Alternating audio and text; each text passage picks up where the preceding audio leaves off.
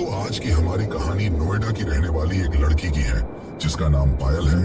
तो चलिए अब ये कहानी पायल के पॉइंट ऑफ व्यू से सुनते हैं। लेकिन कहानी को शुरू करने से पहले, जैसा कि मैं आप लोगों से हमेशा कहता हूं कि वैसे तो आप लोगों ने बहुत सी हॉरर कहानियां सुनी होंगी, लेकिन मुझे पूरी उम्मीद है कि आज की हमारी ये कहानी सुनकर आपको सच में डर का एहसास होने वाला है।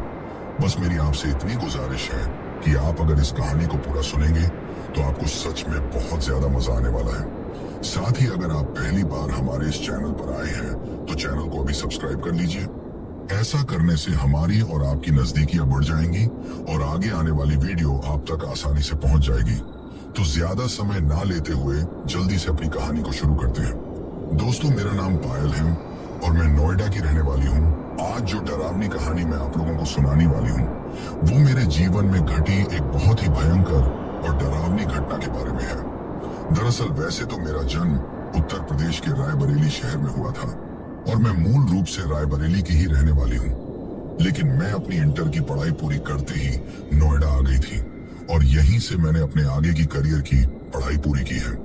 पढ़ाई पूरी करने के बाद वर्तमान में मैं नोएडा की ही एक सॉफ्टवेयर कंपनी में काम करती हूँ और सिर्फ मैं ही नहीं बल्कि मेरे साथ मेरी 3 दोस्त भी इसी कंपनी में काम करती हैं और हम तीनों दोस्त नोएडा में ही एक फ्लैट लेकर एक साथ रहती हैं। मेरे साथ जो मेरी 3 दोस्त हैं उनमें से एक का नाम किरण, दूसरी का नाम कंचन और तीसरी का नाम सीमा है। हम चारों दोस्त एक साथ लगभग पिछले 3 साल से रह रही थी और हम चारों के एक साथ रहने के पीछे की वजह हमारा ऑफिस ही है। हम तीनों की पहली बार मुलाकात हमारे ऑफिस में ही हुई थी, यानी कि जब मैं पहली बार मेरे ऑफिस में मेरी ड्यूटी पर गई थी तो उस वक्त मैं जीवन में पहली बार उन तीनों से मिली थी। पर धीरे धीरे आगे चलकर हमारी दोस्ती थोड़े ही दिनों में इतनी गहरी हो गई कि हमने ये तय कर लिया कि हम एक साथ एक ही फ्लैट में रहेंगे। और उसके बाद हम लोगों ने किया भी कुछ वैसा ही, लेकिन हम लोगों को इस बात का जरा भी अंदाजा नहीं था कि हम लोगों के एक साथ रहने के कारण एक दिन हमारे साथ एक ऐसा डरावना हादसा होगा जिसके होने के बाद शायद हम लोग हमारे में से ही किसी 1-2 दोस्त को खो भी देंगे और बाकी की बची हुई जो लड़कियां होंगी उनकी भी जिंदगी पूरी तरीके से तबाह हो जाएगी। अगर मुझे शुरू में ही इस तरह का कोई अंदाजा होता तो मैं उन लोगों के साथ कभी भी नहीं रहती, लेकिन खतरा मुझे उन लोगों से नहीं हुआ था, बल्कि आगे चलकर आपको कहानी में जो सुनने को मिलेगा उसको सुनने के बाद में अगर मेरी इस कहानी को कोई लड़की या औरत सुन रही है तो ये कहानी उसके लिए बहुत जरूरी है, क्योंकि इस कहानी को सुनने के बाद आपको एक ऐसी सीख मिलने वाली है जिससे शायद आपकी भी जिंदगी में आपके साथ होने वाला कोई डरावना हादसा टल जाए। क्योंकि आगे चलकर इस कहानी में मैं आपको जो बताने वाली हूँ उसको सुनने के बाद आपके भी पैरों तले से जमीन खिसकने वाली है, क्योंकि जो गलती हम लोगों ने की थी वही गलती शायद आज के टाइम पर भी बहुत सी लड़कियां और बहुत सी औरतें कर रही हैं। अब आखिर मैं किस गलती के बारे में बात कर रही हूँ ये तो आपको कहानी में तभी पता चलेगा जब आप इस कहानी को पूरा अंत तक सुनोगे। तो मेरी आप लोगों से यही गुजारिश है कि आप इस कहानी को पूरा अंत तक सुनिए, क्योंकि कहानी का सार अंत में ही निकल कर आएगा। दरअसल ये कहानी सन 2018 की दीपावली के वक्त की है। अभी दीपावली आने में लगभग 15 से 20 दिन का समय बचा हुआ था और इसी वजह से ऑफिस में काम का काफी ज्यादा लोड था, क्योंकि दीपावली के वक्त लगभग 10 दिन के लिए ऑफिस बंद रहने वाला था और इसी वजह से हमारा जो बॉस था उसने हम लोगों से 10 दिन का काम एक्स्ट्रा में ही करवाना शुरू कर दिया था। इसी वजह से ऑफिस में सुबह से लेकर शाम तक हम लोगों को बातें करने का बिल्कुल भी टाइम नहीं मिलता था।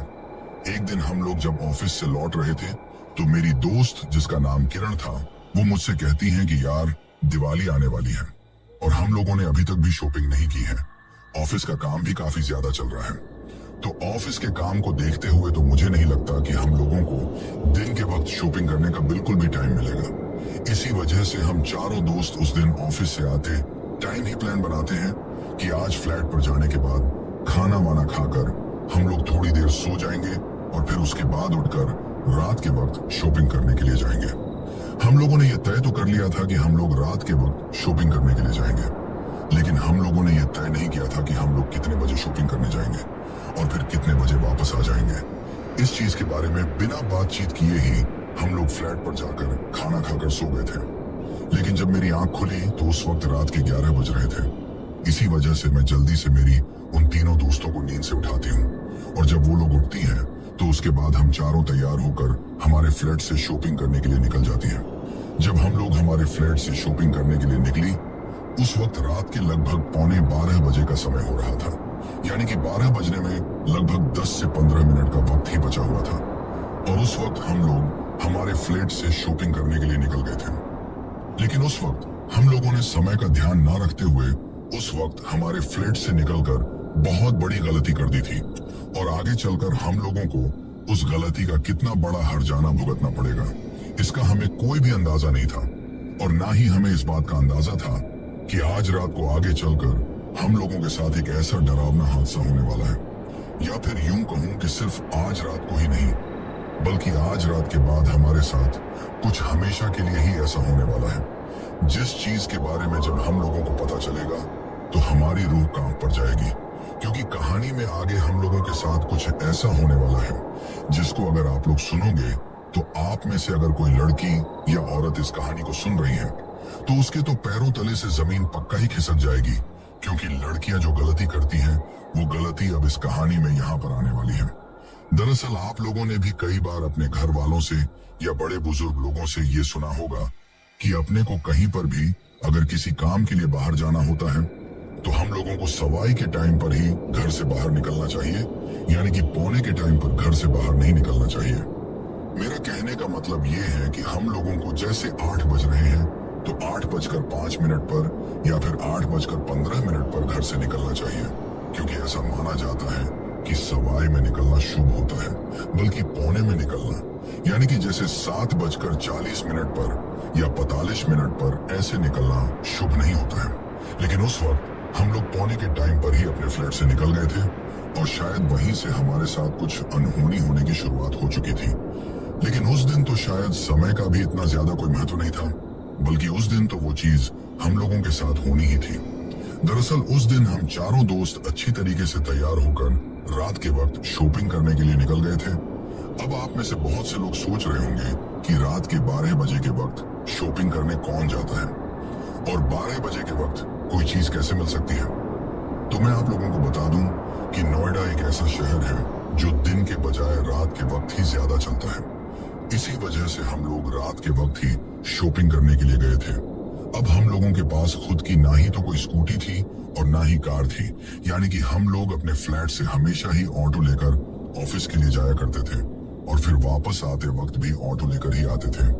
और उस दिन भी हम लोग हमारे फ्लैट की जो सोसाइटी थी उस सोसाइटी से निकलकर मेन रोड पर आ गए थे और वहां पर खड़े होकर ऑटो आने का इंतजार करने लगे थे।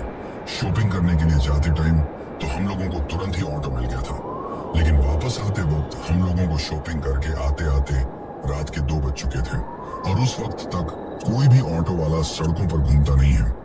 इसी वजह से हम लोगों को उस रात ऑटो नहीं मिल रहा था।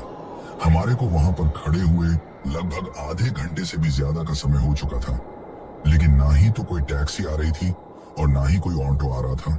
उस वक्त हम लोग हमारी सोसाइटी से लगभग 7 से 8 किलोमीटर दूर थे। ऐसे में हम लोग इतनी दूर पैदल चलकर भी नहीं जा सकते थे और सुबह उठकर जल्दी हम लोगों को ऑफिस भी जाना था। इसी वजह से हम लोगों के पास उस वक्त उस जगह पर खड़े रहकर इंतजार करने के अलावा और कोई दूसरा चारा भी नहीं था। इसी वजह से हम लोग वहां पर इंतजार करने लगे। अभी हम चारों दोस्त उस जगह पर खड़े होकर ऑटो आने का इंतजार कर ही रहे थे कि तभी अचानक से ही हमारी जो दोस्त थी जिसका नाम सीमा था वो चिल्लाती है और चिल्लाकर अचानक से ही मुझसे चिपक जाती है। उसको इस तरीके से घबराकर चिल्लाते हुए देखकर मैं उससे पूछता हूँ कि अरे सीमा क्या हुआ, तुम इस तरीके से क्यों डर रही हो? तो वो अपने मुंह से उस वक्त ठीक तरीके से बोल भी नहीं पाती है। शायद उसने उस वक्त कुछ ऐसा देख लिया था जिसकी वजह से वो काफी ज्यादा डर गई थी।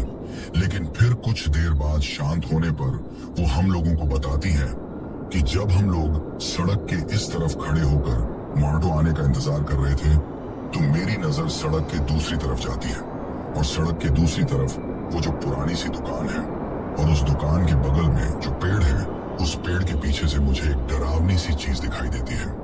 दिखने में वो किसी आदमी की तरह ही था, लेकिन उसका रूप काफी ज्यादा डरावना था और वो उस पेड़ के पीछे से झुककर हम चारों की तरफ ही देख रहा था और देखते देखते हम लोगों की तरफ मुस्कुरा रहा था। लेकिन उस वक्त उसकी आंखें किसी इंसान की तरह नहीं थी। यानी कि उसकी आंखें किसी उल्लू की तरह थी, जो कि रात के उस घने अंधेरे में काफी ज्यादा चमक रही थी। और साथ ही उसके सिर पर औरतों की तरह लंबे लंबे बाल थे। पर मुझे सिर्फ उसका चेहरा ही दिखाई दिया था, उसका पूरा हुलिया दिखाई नहीं दिया। इसी वजह से मैं ये समझ नहीं पाई कि वो कोई आदमी है या फिर कोई औरत है। लेकिन दिखने में तो वो किसी आदमी की तरह ही लग रहा था, लेकिन उसकी आंखें पूरी तरीके से लाल लाल चमक रही थी और वो दिखने में भी किसी आदमी की तरह ही लग रहा था। जब सीमा हम लोगों से ये बातें कह रही थी तो वो अपनी डरावनी नजरों से फिर से उस पेड़ की तरफ देख रही थी, जो उस वक्त उस पुरानी सी दुकान के पास में मौजूद था। तभी हम तीनों उसको शांत करने के लिए उसे कहते हैं कि अरे यार सीमा, तू भी फालतू में ही डर रही है। तुझे कोई अंधेरे में साया दिख गया होगा, इसी वजह से तू उस चीज को कोई भूत समझ रही है। अब हम लोगों को इन चीजों पर ज्यादा ध्यान नहीं देना चाहिए और ये सोचना चाहिए कि किस तरीके से जितना जल्दी हो सके फ्लैट पर पहुंचे। अभी हम आपस में ये बातें कर ही रहे थे कि तभी अचानक से ही हम लोगों के पीछे एक ऑटो आकर रुकता है। जैसे ही वो ऑटो आकर रुकता है तो हम लोग अचानक से डर जाते हैं, क्योंकि वो ऑटो किसी हवा के झोंके की तरह ही हम लोगों के पास आकर रुका था। अमूमन ऐसा होता नहीं है, क्योंकि जब कोई ऑटो आता हुआ दूर से दिखाई देता है तो दूर से ही उस ऑटो की आवाज सुनाई देने लगती है। लेकिन वो ऑटो तो तुरंत ही हम लोगों के सामने आकर खड़ा हो गया था। उस वक्त उस ऑटो को एक आदमी चला रहा था, जो कि दिखने में एक अधेड़ उम्र का लग रहा था। अभी हम लोग उससे कुछ कह पाते उससे पहले ही वो अचानक से ही उस ऑटो से अपनी गर्दन को थोड़ा सा बाहर की तरफ निकालकर हम लोगों से पूछता है कि मेम साहब, कहाँ जाना है आपको? तो हम लोग हमारी जो सोसाइटी थी उसका नाम बताते हैं। तो वो हम लोगों से कहता है कि मैं उसी तरफ जा रहा हूँ, आप लोग भी आ जाइए। लेकिन हम लोगों के लिए उस वक्त परेशानी वाली बात यह थी कि जब हम लोग शॉपिंग करने के लिए गए थे तो उस वक्त हम लोगों ने 2 ऑटो बुक किए थे और उन दोनों ऑटो में हम चारों दोस्त दो साथ में बैठकर गए थे। लेकिन अब ऑटो सिर्फ एक था और हम 4 दोस्त थे, तो ऐसे में हम चारों दोस्तों का एक साथ उस ऑटो में पीछे की तरफ बैठ पाना संभव नहीं था। इसी वजह से हम लोग ऑटो वाले से कहते हैं कि भैया, हम 4 लोग हैं और हम चारों का एक साथ इस ऑटो में बैठ पाना संभव नहीं है। हमारी ये बात सुनकर वो ऑटो वाला हम लोगों से हमारी तरफ मुस्कुराते हुए कहता है कि आप लोग चिंता मत कीजिए, 3 लोग तो पीछे की तरफ बैठ जाइए और एक आगे की तरफ मेरे साथ बैठ जाइए। मैं थोड़ा मेरी सीट से साइड में होकर बैठ जाऊंगा। इसके साथ ही वो हम लोगों से कहता है कि रात काफी गहरी हो गई है और इस तरीके से आप लोगों का इस सुनसान जगह पर रुकना ठीक नहीं है, क्योंकि यहाँ पर अक्सर मेरे जैसे लोग ही रात के वक्त भटकते रहते हैं। अभी हम लोग उसकी इस बात का कोई जवाब दे पाते उससे पहले ही वो अचानक से हंसते हुए मुझसे कहता है कि मेरे कहने का मतलब है कि सिर्फ मैं ही एक ऐसा ऑटो वाला हूँ जो देर रात तक ऑटो चलाता हूँ। लेकिन अब मैं भी अपने घर पर जा रहा हूँ, अगर आप लोगों को चलना है तो आप आ जाइए। उसकी यह बात सुनकर हम चारों दोस्त एक दूसरे के मुंह की तरफ देखते हैं, लेकिन उस वक्त हमारे पास कोई दूसरा रास्ता भी नहीं था। इसी वजह से मजबूरी में हम तीनों दोस्त तो पीछे की तरफ बैठते हैं और हमारी जो एक दोस्त थी जिसका नाम सीमा था, वो आगे उस ऑटो ड्राइवर के साथ में उसके बगल में थोड़ी सी सीट पर बैठ जाती है, क्योंकि हमारी जो सोसाइटी की दूरी थी वो वहां से 7 से 8 किलोमीटर की ही थी। इसी वजह से हम लोगों ने सोचा कि थोड़ी देर की ही तो बात है, किसी तरीके से एडजस्ट होकर बैठकर चले जाते हैं। अब मैं आप लोगों को थोड़ा हम चारों दोस्तों के बारे में बता देती हूँ। उस वक्त हम चारों दोस्तों ने जीन्स और शर्ट पहन रखी थी, लेकिन उस वक्त हम लोगों ने अपने जो सिर के बाल थे उनको खुला कर रखा था। यानी कि हमारे चारों के ही सिर के बाल खुले हुए थे, लेकिन जो सीमा थी उसने सिर के बालों को खुला करने के साथ साथ काफी ज्यादा परफ्यूम भी लगा रखा था और उसके उस परफ्यूम की सुगंध उसके चारों तरफ काफी दूर दूर तक फैली हुई थी। फ्लैट से आते वक्त मैंने उसको एक बार कहा भी था कि तू इतना ज्यादा परफ्यूम मत लगाया कर, लेकिन वो मुझसे कहती है कि परफ्यूम से कुछ नहीं होता है। लेकिन आज शायद हम लोगों को इस बात का एहसास होने वाला था कि उसके उस परफ्यूम लगाने की वजह से ही हम लोग एक ऐसी मुसीबत में फंस गए थे जो कि हम लोगों के लिए डरावनी होने के साथ साथ जानलेवा भी होने वाली थी। उस वक्त जब वो ऑटो वाला आदमी ऑटो चला रहा था तो मैं अपनी 2 सहेलियों के साथ पीछे की तरफ बैठी हुई थी। लेकिन जब मैं पीछे की तरफ बैठी हुई थी तो मैंने देखा कि वो ऑटो वाला ऑटो चलाते चलाते अपनी गर्दन को थोड़ा तिरछा करके सीमा के जो खुले बाल थे उन बालों में अपना मुंह घुसा रहा था। यानी कि वो अपनी नाक से उसके बालों के अंदर जो परफ्यूम लगा हुआ था उसको सूंघने की कोशिश कर रहा था और उसकी ये हरकत देखकर मुझे समझ में आ गया था कि इस ऑटो वाले की नीयत सही नहीं है। इसी वजह से मैं पीछे से उससे कहती हूँ कि भैया आगे की तरफ देखकर ऑटो चलाइए। मेरी यह बात सुनकर वो अचानक से हड़बड़ा जाता है, क्योंकि शायद उसको इस बात का एहसास हो गया था कि उसको वो हरकत करते हुए मैंने देख लिया है। सीमा को भी शायद उस वक्त इस बात का एहसास था, लेकिन वो मजबूरी में ही वहां पर चुपचाप बैठी हुई थी। फिर उसके बाद वो ऑटो वाला हम लोगों को हमारी उस सोसाइटी के बाहर छोड़ देता है। लेकिन उस वक्त हम लोगों से वहां पर एक बहुत बड़ी गलती हो जाती है। उस ऑटो वाले को किराए के पैसे देने के लिए उस वक्त हम लोगों के पास छुट्टे पैसे नहीं थे और वो ऑनलाइन पेमेंट भी नहीं ले रहा था।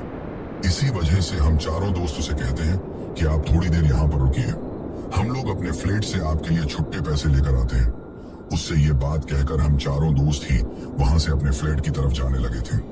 उस सोसाइटी में हमारा जो फ्लैट था वो 7वें माले पर था। तभी अचानक से ही पीछे से वो ऑटो वाला हम लोगों से कहता है कि मेम साहब आप कितने नंबर वाले फ्लैट में रहती हैं। उसकी यह बात सुनकर सीमा उसके ऊपर गुस्सा हो जाती है और उससे कहती है कि तुझे इस बात को जानकर क्या करना है कि हम लोग कितने नंबर के फ्लैट में रहते हैं, तुझे अपना किराया लेना है, वो मिल जाएगा सीमा के मुंह से।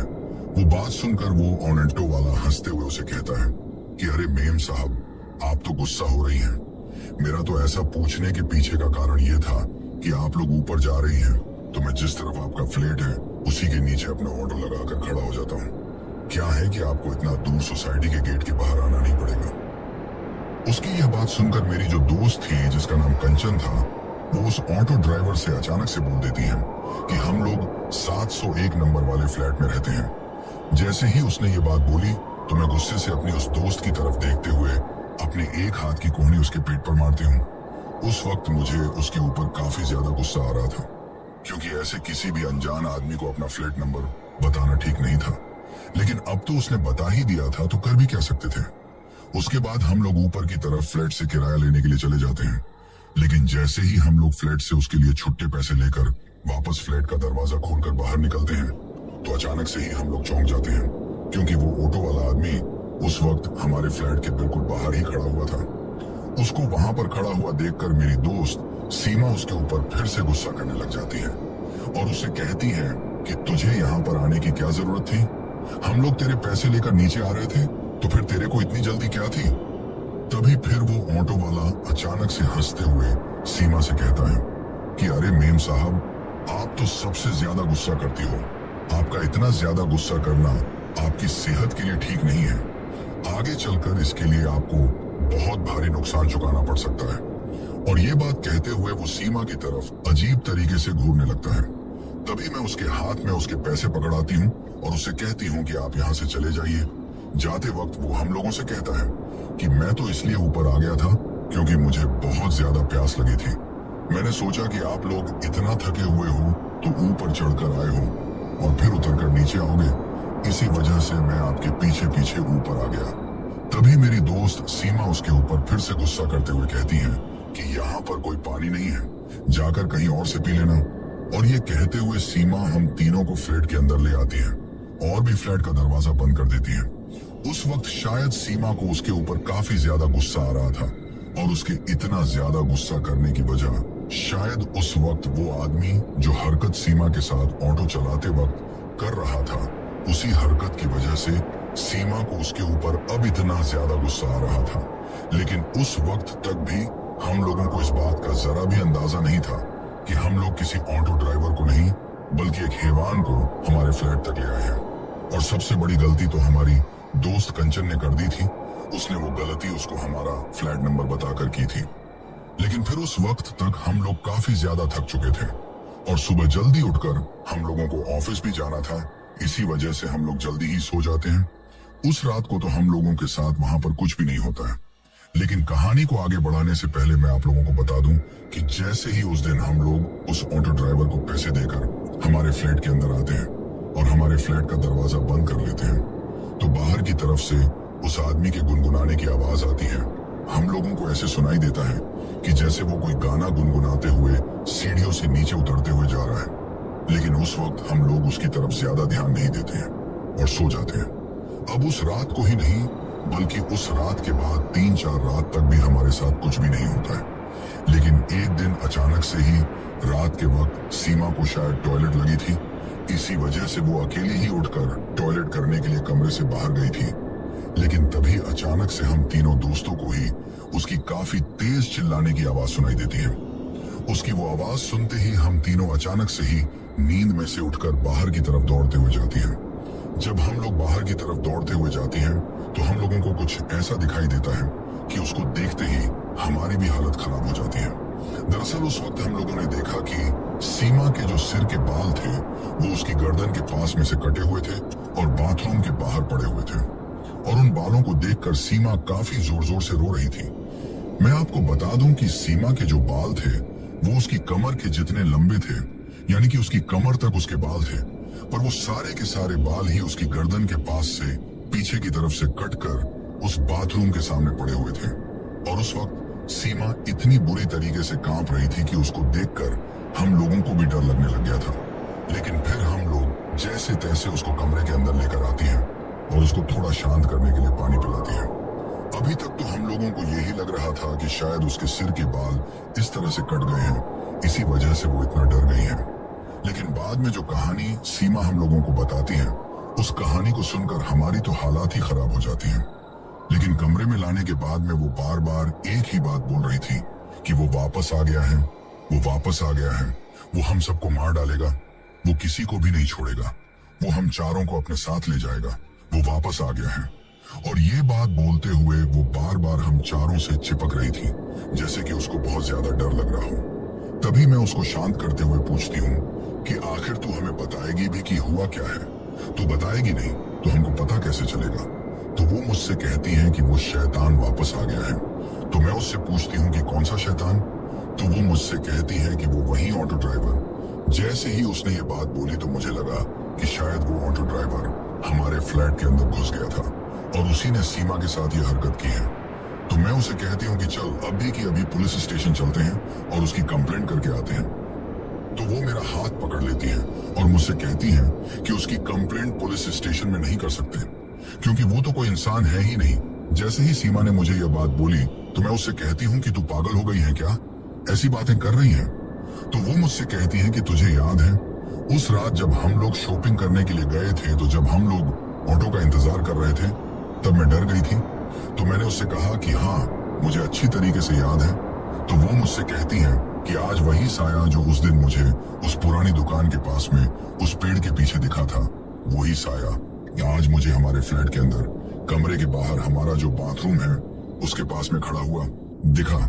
और सिर्फ वो खड़ा हुआ ही नहीं दिखा, बल्कि उसने मुझे पकड़ा भी और उसने मेरे को पजेश करने की भी कोशिश की। लेकिन उसका वो रूप मुझे इतना ज्यादा डरावना लगा कि उसका चेहरा देखते ही मैं डर गई। लेकिन जैसे ही मैं आंख बंद करके चिल्लाई तो उसके साथ ही पीछे की तरफ से मेरे बालों में मुझे एक झटका लगा, और जब मैंने आंखें खोलकर देखा तो मेरे कटे हुए बाल वहां बाथरूम के पास में पड़े हुए थे। अब सीमा के मुंह से ये बात सुनकर मैं काफी ज्यादा कंफ्यूज हो गई थी। उससे मैं पूछती हूँ कि तू क्या बात कर रही है? कभी तू कहती है कि ऑटो ड्राइवर आ गया है, कभी तू कहती है कि उस रात जो साया देखा था वो तुझे बाहर खड़ा हुआ दिखा। तू ठीक तरीके से मुझे समझा कि आखिर बात क्या है। तो फिर सीमा मुझसे कहती है कि उस वक्त जैसे ही मैं टॉयलेट करने के लिए कमरे से बाहर निकली तो मैं काफी ज्यादा नींद में थी। इसी वजह से मैं नीचे की तरफ देखते हुए ही टॉयलेट की तरफ जा रही थी। मैंने अपनी गर्दन उठाकर सामने की तरफ नहीं देखा, लेकिन जैसे ही मैं टॉयलेट के पास में पहुंची और इससे पहले कि मैं खुद अपने हाथ से टॉयलेट का दरवाजा खोलती, टॉयलेट का दरवाजा अपने आप ही खुल गया। और जैसे ही दरवाजा खुला तो अंदर से वो ऑटो ड्राइवर निकलकर बाहर आया। उसको देखते ही मैं डर गई, लेकिन उस वक्त मेरे डरने के पीछे की वजह ये नहीं थी कि वो मुझे वहां पर दिखा, बल्कि मेरे डरने के पीछे की वजह ये थी कि दिखने में तो वो उस रात की तरह ही लग रहा था, लेकिन आज उसका हुलिया पूरी तरीके से बदला हुआ था। उसका हुलिया उस रात मुझे उस पेड़ के पीछे जो डरावना साया दिखा था बिल्कुल उसकी तरह ही था। इसके बाद सीमा कहती है कि मुझे तो ऐसा लगता है कि उस रात वो काला साया ही उस ऑटो ड्राइवर के रूप में हम लोगों के साथ हमारे फ्लैट तक आया था। वो साया ही ऑटो ड्राइवर का रूप लेकर हमारे पास आया था। लेकिन ये बातें करने के कुछ देर बाद जब हम बाहर निकल कर जाते हैं तो हम लोगों को दिखता है कि अब उस जगह से सीमा के वो बाल गायब हैं। यानी कि कुछ देर पहले जब सीमा डर रही थी तो हम लोग उन बालों को वहीं पर छोड़कर उसको कमरे के अंदर लेकर आ गए थे, लेकिन अब वहां से वो बाल गायब थे। अब सीमा को उस फ्लैट में भी रहने में डर लगने लगा था। उसने कहा था कि कल जब मैं ऑफिस में जाऊंगी तो पता नहीं मैं लोगों को कैसे फेस कर पाऊंगी, क्योंकि इस वक्त मेरे सिर के पूरे बाल कट चुके हैं। तो उसके बाद हम तीनों दोस्त उसे कहती हैं कि तू अपने गांव चली जा और कुछ दिन बाद वापस आ जाना। गांव जाएगी तो घर वालों के साथ रहकर तुझे थोड़ा अच्छा भी लगेगा। उसके बाद सीमा दूसरे दिन ही हमारे उस फ्लैट से अपना सामान लेकर गांव चली जाती है। जाते वक्त उसने कहा था कि मैं दीपावली बाद वापस आ जाऊंगी। अब सीमा के जाने के बाद एक रात को लगभग 3 बजे के आसपास में मुझे भी टॉयलेट लगती है। मैं उठकर अपने कमरे से बाहर जाती हूँ, पर जैसे ही मैं कमरे से बाहर जाती हूँ तो कुछ वैसा ही मेरे साथ होता है जैसा उस दिन सीमा ने बताया था। दरअसल जैसे ही मैं टॉयलेट के पास में गई तो अचानक से ही टॉयलेट का दरवाजा खुलता है और उस दरवाजे के इस तरह से अचानक से खुलते ही मैं एक जगह पर खड़ी रह जाती हूँ। अभी मैं उस दरवाजे की तरफ देख ही रही थी कि तभी उस दरवाजे के पीछे से वो शैतान निकल कर आता है जिसके बारे में सीमा ने बताया था। यानी कि नीचे की तरफ से दिखने में तो उसके कपड़े उस ऑटो ड्राइवर की तरह ही लग रहे थे, लेकिन ऊपर से उसका हुलिया पूरी तरीके से बदला हुआ था। आज उसका चेहरा उस रात की तरह नहीं था जिस रात वो ऑटो चलाकर हम लोगों को यहाँ पर छोड़कर गया था, बल्कि आज उसका चेहरा काफी ज्यादा डरावना लग रहा था। उसके सिर पर औरतों की तरह लंबे लंबे बाल थे, लेकिन वो बाल एक दूसरे में काफी ज्यादा उलझे हुए थे। उन बालों को देखकर ऐसा लग रहा था कि जैसे कोई इंसान काफी दिनों से नहाया ना हो, और फिर उसके बाद जिस तरीके के उसके बाल हो जाते हैं उस वक्त उस डरावने साए के बाल भी उसी तरीके के थे। लेकिन उसकी आंखें पूरी तरीके से लाल लाल चमक रही थी और उसका चेहरा पूरा का पूरा काला था, लेकिन उस वक्त उसके होंठ बुरी तरीके से फटे हुए थे और उन फटे हुए होंठों से ही उसके 2 लंबे लंबे दांत बाहर की तरफ आ रहे थे, जो कि उसके खुद के ही होठों को फाड़ते हुए बाहर की तरफ आ रहे थे। अब अचानक से ही उस शैतान का वो डरावना रूप देखकर मैं चिल्लाना चाहती थी, लेकिन इससे पहले कि मैं चिल्लाती वो डरावना साया मेरी तरफ आता है और उसने अचानक से ही मेरे मुंह पर अपना हाथ रख दिया। उसने मेरे मुंह पर अपना हाथ इतनी जोर से रखा कि मैं चाहकर भी चिल्ला नहीं पाई। उसके बाद वो मेरी तरफ देखकर अजीब तरीके से घुर्राने लगता है और घुर्राते घुर्राते ही मुस्कुराता है। उस रात मैंने पहली बार उसकी आवाज सुनी थी। वो मुझसे कहता है कि उस दिन तुम लोग मेरे ऊपर बहुत ज्यादा गुस्सा कर रहे थे ना, आज तुम्हें पता चलेगा कि इतना ज्यादा गुस्सा करने की तुम्हें क्या सजा भुगतनी पड़ सकती है। तुम्हारी दोस्त को तो मैंने ऐसी सजा दी है कि वो तो मरने के बाद भी उस चीज को याद रख रही होगी। अब जैसे ही उस डरावने साए ने मुझे ये कहा कि मरने के बाद भी याद रख रही होगी, तो उसकी ये बात सुनते ही मुझे लगा कि कहीं सीमा को कुछ हो तो नहीं गया है। लेकिन फिर वो मुझसे कहता है कि अब मैं तुम्हारे साथ भी वही करूंगा जो मैंने तुम्हारी दोस्त के साथ किया है और तुम्हारा भी बिल्कुल वैसा ही हाल करूंगा। ये कहकर वो अजीब तरीके से मेरी तरफ देखकर मुस्कुराने लगता है और फिर मुस्कुराते मुस्कुराते ही वो मेरे सिर के बालों की तरफ अपना मुंह लाता है और जोर से एक लंबी सी सांस लेता है। उस वक्त उसको वैसा करते हुए देखकर मुझे ऐसा लग रहा था कि जैसे वो मेरे बालों से जो सुगंध आ रही थी उसकी सूंघने की कोशिश कर रहा हो। शायद वो उस वक्त वही चीज कर रहा था। वो बार बार लंबी लंबी सांसें ले रहा था, लेकिन उस वक्त उसने मेरा मुंह बुरी तरीके से बंद कर रखा था।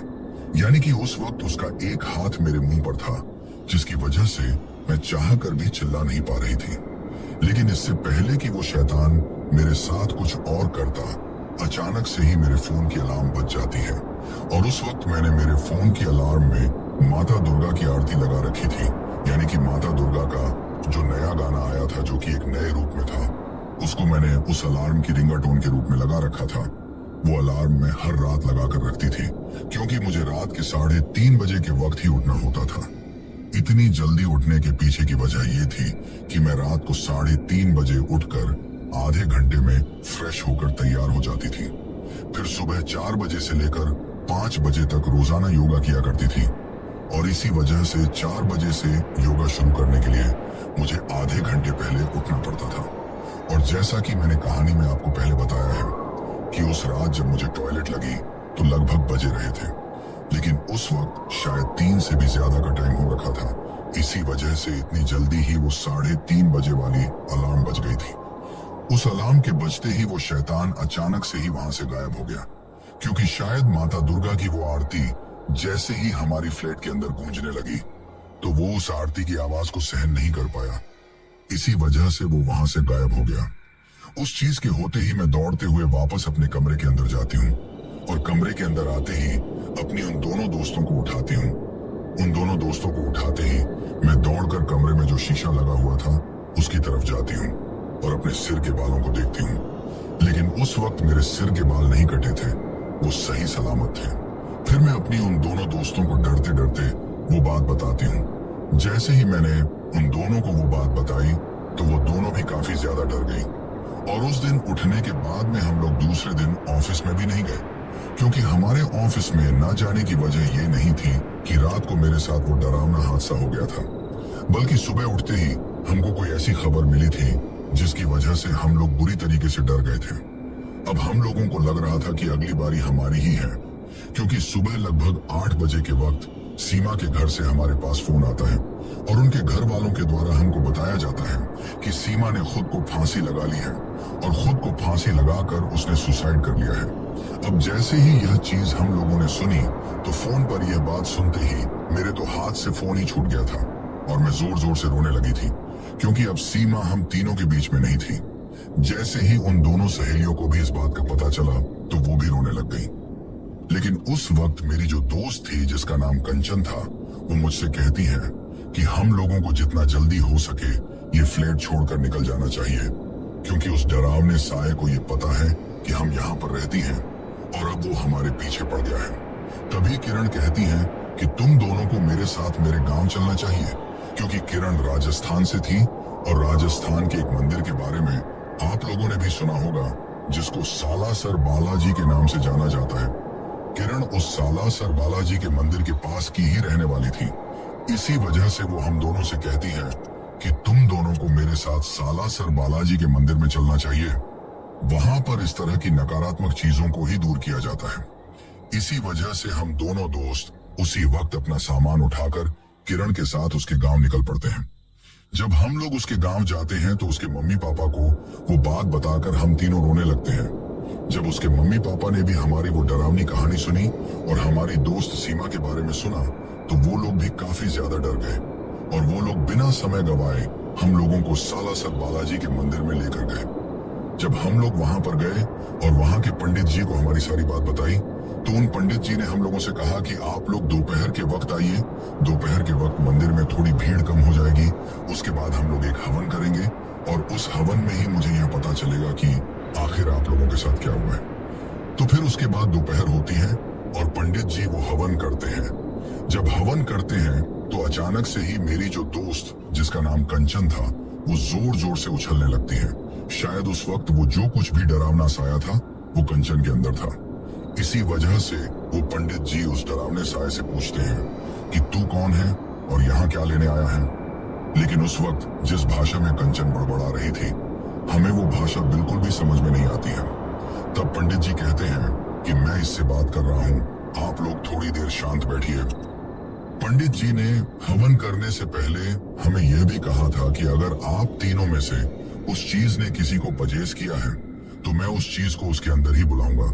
और शायद उस वक्त वो डरावना साया कंचन के अंदर आ गया था, क्योंकि सीमा के बाद शायद अगली बारी कंचन की ही थी और वो डरावना साया कंचन की आत्मा को ही अपने साथ ले जाने की तैयारी में था। इसी वजह से कंचन उस तरीके से वहां पर उछलने लगी थी। लेकिन उस वक्त शायद कंचन नहीं हिल रही थी, बल्कि वो डरावना साया हिल रहा था। उस अजीब सी बड़बड़ाती हुई भाषा में पंडित जी ने जब उससे बात की तो फिर कुछ देर बाद कंचन शांत हो गई। फिर पंडित जी ने हमको जो बताया उसको सुनकर हमारे पैरों तले से जमीन खिसक गई। दरअसल पंडित जी ने हम लोगों को बताया कि एक जिन्न आप तीनों के पीछे पड़ गया है और वो जिन्न आप लोगों को हमेशा के लिए अपने साथ लेकर जाना चाहता है। जिनमें से एक को तो वो अपने साथ लेकर जाने में वो कामयाब हो गया है, लेकिन अब वो आप तीनों को भी अपने साथ लेकर जाना चाहता है। इसके आगे पंडित जी ने हमको बताया कि वो जिन्न उस दिन से आपके साथ है जिस दिन से रात के वक्त आप लोग बाहर घूमने गए थे और उसी दिन उसने आपको उस सुनसान रास्ते पर देखा था। सबसे पहले जिसको दिखाई दिया था उसको तो वो अपने साथ ले गया है, लेकिन अब अगली बारी आप लोगों की ही थी।